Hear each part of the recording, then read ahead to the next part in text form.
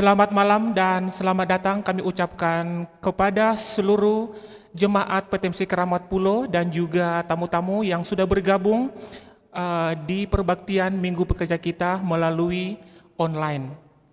Pada saat ini sebelum kita memulai akan acara kita, mari kita sama-sama berdoa di dalam hati kita masing-masing.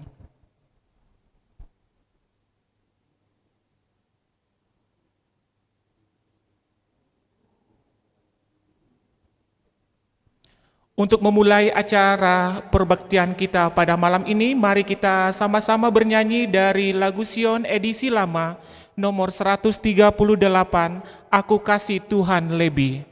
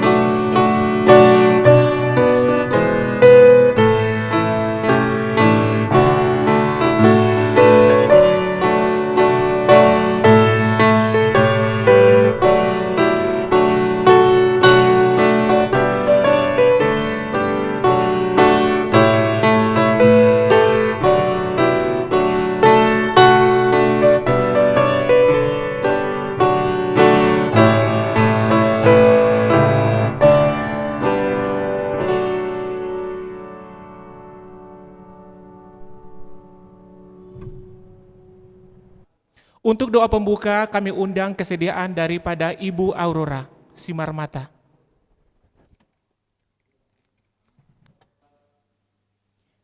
Jemaat yang diberkati Tuhan, mari kita bersatu dalam doa. Bapa kami yang bertata dalam kerajaan surga, Bapa yang penuh kasih dan kemurahan, kami bersyukur kepada Engkau ya Bapa, oleh sebab satu waktu yang Kau berikan kepada kami untuk dapat bersekutu bersama-sama dengan umat-Mu, beribadah kepada Engkau. Ya Bapa, pada malam hari ini sebelum kami melayangkan permintaan doa kami, terlebih dahulu kami mohon ampun atas segala dosa dan pelanggaran agar doa ini layak untuk menghampiri hadirat-Mu. Bapa, pada saat ini kami akan mendengarkan Engkau berbicara melalui hamba-Mu, Bapak Pendeta Paul Emerson Zai. Kiranya Engkau mengurapi hamba Tuhan ini, biarlah segala firman yang dia katakan ya Bapa hanya berasal daripada Engkau, dan kami yang mendengarkan, kiranya Engkau curahkan Roh Kudus-Mu kepada kami, agar kami boleh membuka hati dan pikiran kami untuk menerima firman itu, dan firman itu boleh mengubah karakter kami menjadi lebih baik dan setuju dengan kehendak-Mu. Sertai kami sepanjang perbaktian atau ibadah kami ini ya Bapa, kiranya Engkau mendengar dan menjawab doa kami ini, karena kami berdoa di dalam nama Tuhan Yesus, Juru Selamat dan Penebus dosa kami. Amin.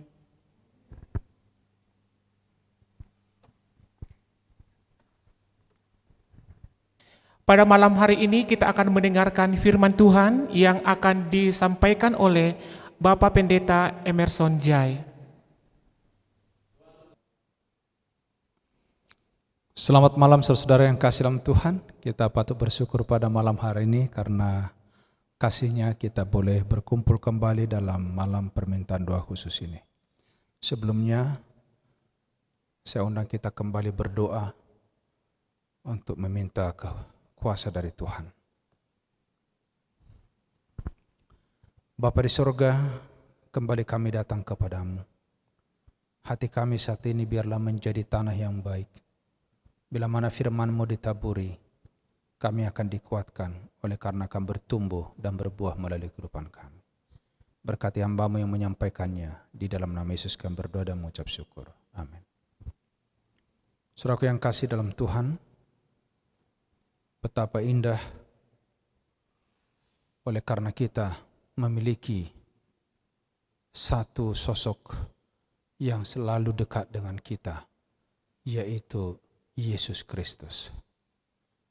Saudara-saudara yang kasih dalam Tuhan, begitu banyak sekarang ini pengalaman-pengalaman yang kita hadapi di atas dunia yang sangat menyusahkan diri kita sendiri, di mana kita melihat bagaimana orang-orang yang di sekitar kita meragukan, mungkin kita juga sesekali meragukan apakah memang betul ada Tuhan bersama dengan kita. Saudara-saudaraku, dalam Lukas pasal 24 ayat yang ke-18 dan 19 yang boleh menjadi bahan renungan kita pada malam ini. Seorang dari mereka namanya Kleopas menjawabnya, "Adakah engkau satu-satunya orang asing di Yerusalem yang tidak tahu apa yang terjadi di situ pada hari-hari belakangan ini?" Katanya kepada mereka, "Apakah itu?" Jawab mereka, "Apa yang terjadi dengan Yesus orang Nazaret? Dia adalah seorang nabi yang berkuasa dalam pekerjaan dan perkataan di hadapan Allah dan di depan seluruh bangsa kami." Saudara-saudaraku yang kasih dalam Tuhan, menjelang malam pada hari kebangkitan, dua dari antara murid-murid Yesus sedang dalam perjalanan ke Emmaus, sebuah kota kecil 8 mil jauhnya dari kota Yerusalem. Sekarang mereka dalam perjalanan kembali ke rumah untuk merenung dan berdoa. Mereka sedang sedih dalam perjalanan itu karena mereka baru saja melihat satu peristiwa yang menyedihkan, pengadilan dan penyaliban Yesus Kristus. Sebelumnya mereka belum pernah mengalami kesedihan, ketawaran hati seperti itu. Saudara-saudaraku, indahnya bila mana saat-saat kita sedang di dalam tawar hati, bila mana kita sedang di dalam rasa ketakutan, galau, tiba-tiba ada pertolongan. Yesus tahu apa yang terjadi di antara kehidupan kita, di dalam kehidupan kita ini, di antara saudara. Ia melihat kesedihan orang-orang ini.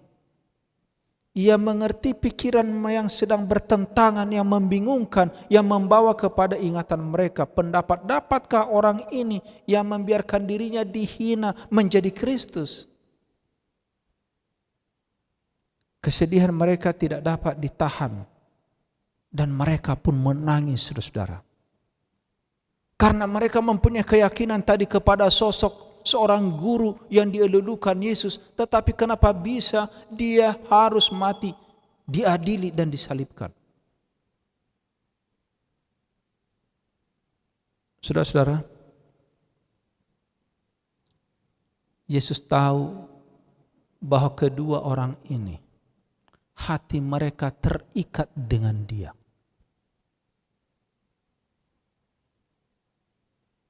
Yesus mengerti bahwa dua orang ini sangat mencintai Dia. Dan Yesus rindu menyapu air mata mereka. Yesus datang ingin memenuhi rasa tawar hati itu, dengan ketakutan itu diganti dengan kegembiraan dan kesukaan. Tetapi Ia harus mula-mula memberi mereka pelajaran yang tidak pernah dilupakan. Cerita ini dituliskan kembali dalam Kerinduan Segala Zaman 2, halaman 448. Yesus berkata kepada kedua orang ini, "Apa yang kamu percakapkan sementara kamu berjalan?" Lalu kedua orang ini menceritakan kekecewaan mereka tentang guru, seorang nabi yang berkuasa dalam perbuatan, di dalam perkataan di hadapan Allah, di depan seluruh bangsa kami. Tetapi imam-imam kepala, pemimpin-pemimpin kami, kata mereka, telah menyerahkan Dia untuk dihukum mati dan mereka telah menyalibkannya. Saudara-saudaraku yang kasih dalam Tuhan, boleh kita bayangkan kalau kita sedang mencintai seseorang, mengagumi seseorang, lalu dihabisi di hadapan kita. Sementara orang yang menghabisi itu adalah orang-orang juga yang kita tahu adalah orang-orang yang memimpin, yang mengenal kebenaran. Saudara yang kasih, dengan hati yang sedih, dengan kekecewaan, bibir yang gemetar, mereka berkata kepada Yesus, "Padahal kami dahulu mengharapkan Dialah yang datang untuk membebaskan bangsa Israel. Tetapi sementara itu telah lewat 3 hari sejak semuanya itu terjadi." Inilah kata-kata Yesus dalam Lukas pasal 24 ayat 25-26. Maka kata Yesus kepada mereka, "Hai kamu orang bodoh, betapa lambannya hatimu sehingga kamu tidak percaya segala sesuatu yang dikatakan para nabi. Bukankah Mesias harus menderita semuanya itu untuk masuk ke dalam kemuliaannya?" Saudara-saudara,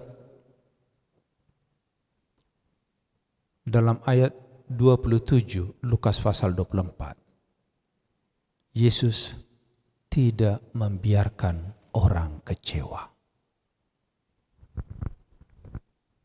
Kemudian Yesus menjelaskan kepada mereka apa yang tertulis tentang Dia dalam seluruh kitab suci, mulai dari kitab Musa dan segala kitab nabi-nabi.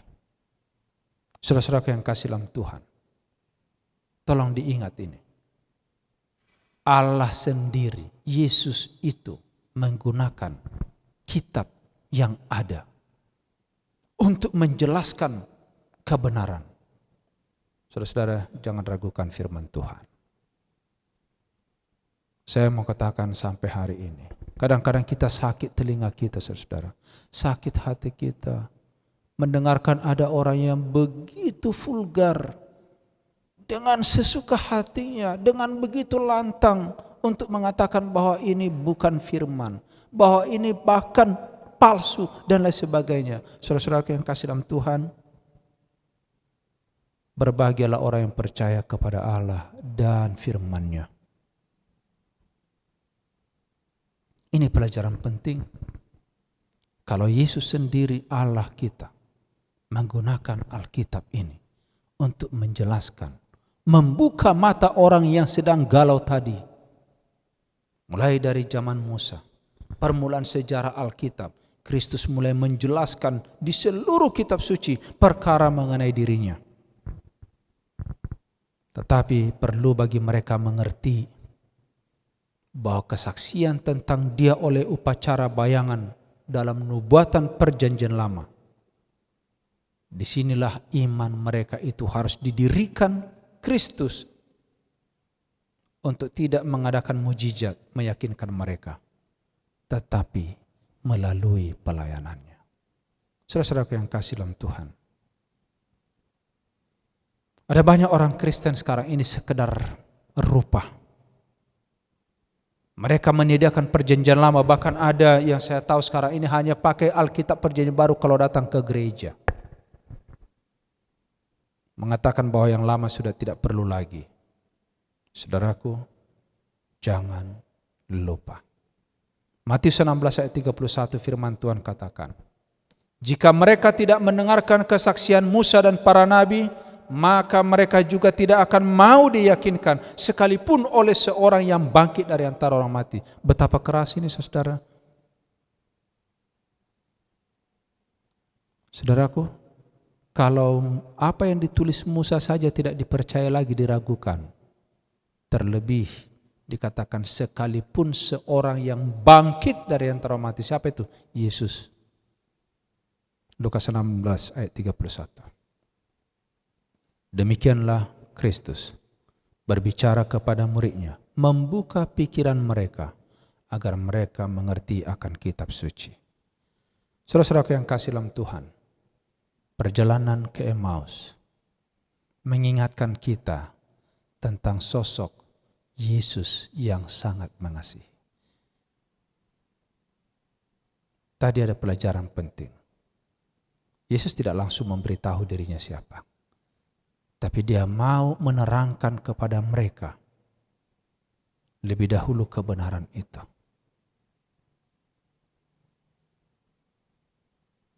Dia tidak membiarkan orang itu kecewa. Yesus tidak membiarkan umatnya dalam kekecewaan. Yesus selalu berusaha untuk menjelaskan kebenaran. Dan Yesus menjanjikan kuasa. Oknum yang tidak akan lama lagi mengambil tempatnya pada sebelah kanan Allah, mengatakan, kepadaku telah diberikan kuasa di sorga dan di bumi. Dialah yang berjalan di sisi mereka itu. Saudara yang kasih, pada malam hari ini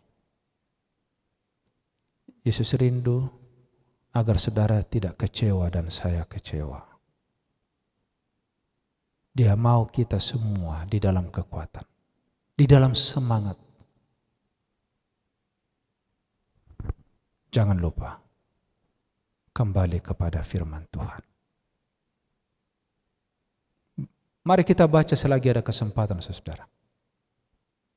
Dan mari kita renungkan bagaimana kehebatan Allah kita. Di sini ada ribuan janji Tuhan. Pernyataan-pernyataan cinta dari Tuhan. Dan kita akan tunggu kegenapan itu, yaitu kedatangan Yesus yang kedua kali.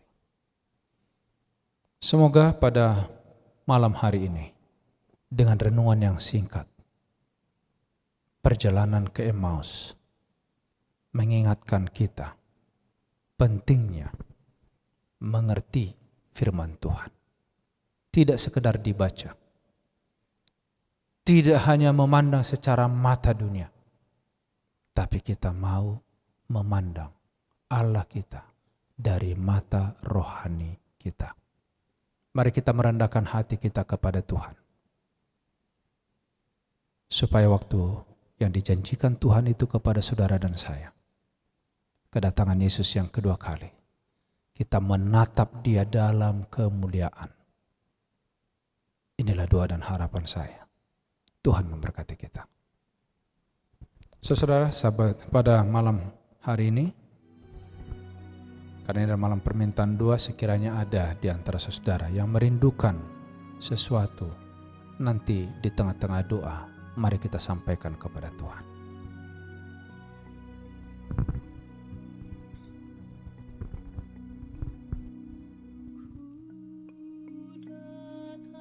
Bapa di sorga, Bapa yang penuh kasih, Bapa yang penuh kemuliaan dan yang maha pengampun. Saat ini kami datang memuji Engkau ya Tuhan.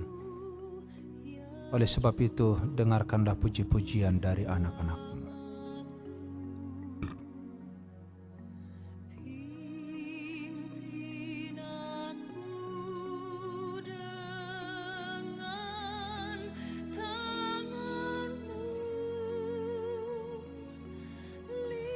Bapa, kami menyadari kami manusia berdosa. Kami banyak kelemahan Tuhan. Sering kami jatuh tergelincir di dalam kesalahan. Tapi Engkau adalah Allah kami yang luar biasa. Engkau tidak melihat kami dalam keterpurukan, tapi Engkau melihat masa depan kami. Tuhan, ampuni kami lebih dahulu. Dan pada saat ini bila mana ada dosa-dosa yang tersembunyi di hati dan pikiran kami, sementara kami menyampaikannya, biarlah kasih karunia Tuhan menyucikan kami.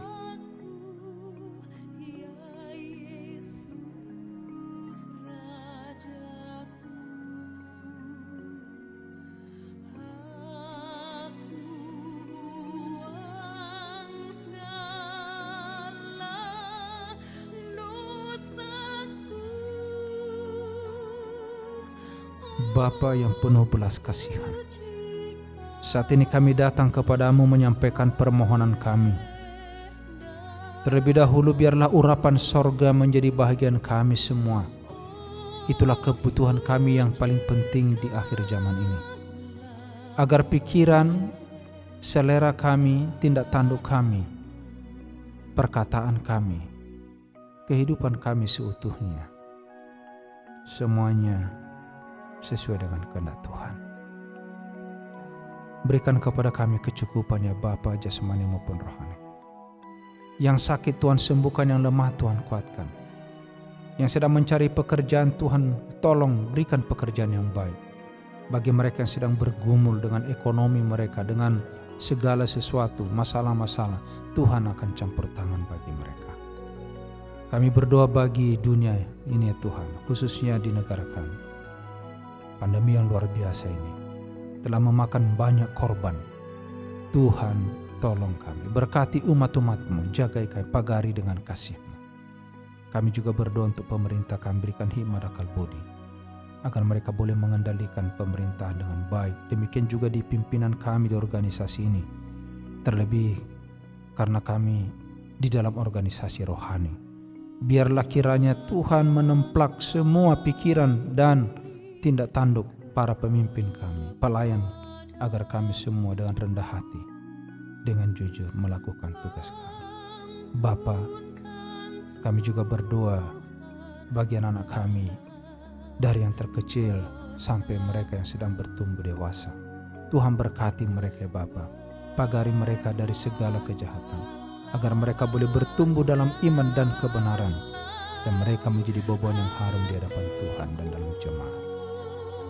Bila mana di antara kami masih ada permohonan-permohonan, sendengkan kiranya telinga-Mu ya Tuhan.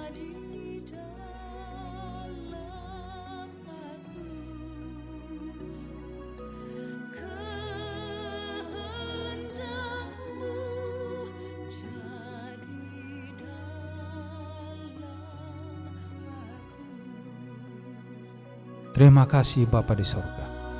Engkau Allah kami, Engkau pemimpin kami. Biarlah kiranya kasih karunia Tuhan Yesus, kasih Allah Bapa, persekutuan Roh Kudus memimpin kami dari sekarang sampai Maranatha. Di dalam nama Yesus kami berdoa dan mengucap syukur. Amin. Kita sambut firman Tuhan dengan menyanyi dari lagu Sion edisi lama 187, Ku perlu padamu Tuhan.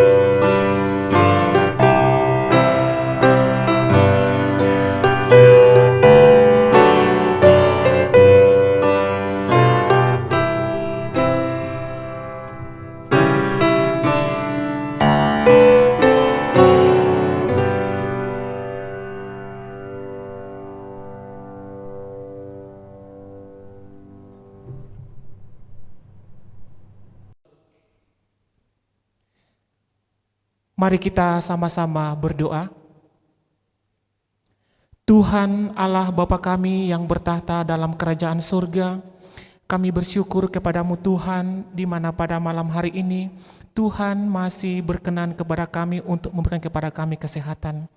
Kami juga bersyukur kepada Tuhan atas firman yang baru kami dengarkan yang disampaikan oleh hamba-Mu Bapak Pendeta Emerson Jaya Tuhan. Biarlah kiranya firman yang baru kami dengarkan ini bisa menjadi patokan dalam hidup kami Tuhan, dan membawa kami lebih dekat kepada Tuhan untuk menanti kedatangan Yesus yang kedua kali. Bapa kami di sorga, kami juga berdoa kepada seluruh Jemaat PTMC Keramat Pulo beserta dengan tamu-tamu yang sudah mendengarkan firman ini. Berkati mereka Tuhan, berkati mereka apabila dalam keadaan sakit, dan biarlah kiranya Tuhan memberikan kesan dari surga supaya mereka juga merasakan kasih Tuhan. Bapa kami di surga, biarlah kiranya juga Engkau memberkati perbaktian kami ini. Terima kasih Bapa, inilah doa dan permohonan kami, di dalam nama Yesus kami berdoa dan mengucap syukur. Amin.